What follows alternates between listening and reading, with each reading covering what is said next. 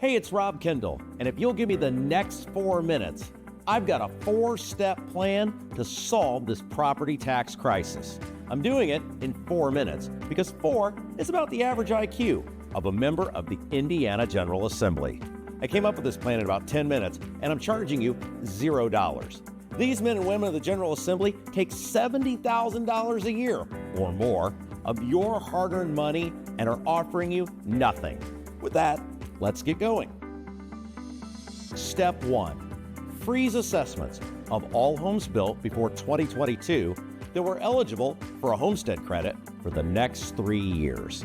This does 2 things. 1, it provides you certainty of what your property tax bill will be. No more annual skyrocketing increases.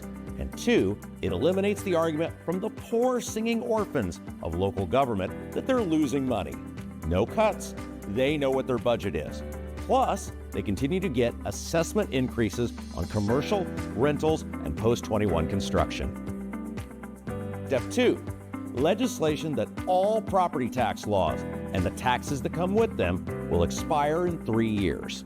In 3 years, property taxes will no longer exist.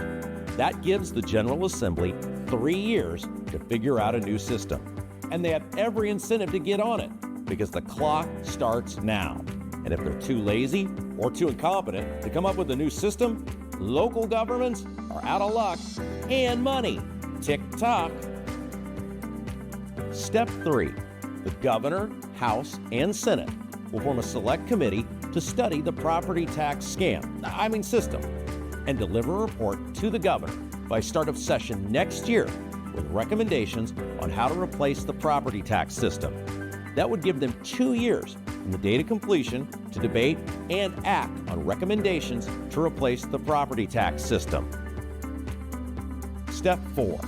You didn't think you'd get through this without any savings from the taxpayers, right? Here's where you get your money back. Indiana is set to increase its budget by more than $2.5 billion this year. $2.5 billion. I'm certain in what will be a now nearly $47 billion budget, someone could easily find $2 billion, or 4%, in non-essential expenses. Call it Doge if you want. Call it bananas. But whatever its name, that $2 billion will be returned to the taxpayers in the form of a refund.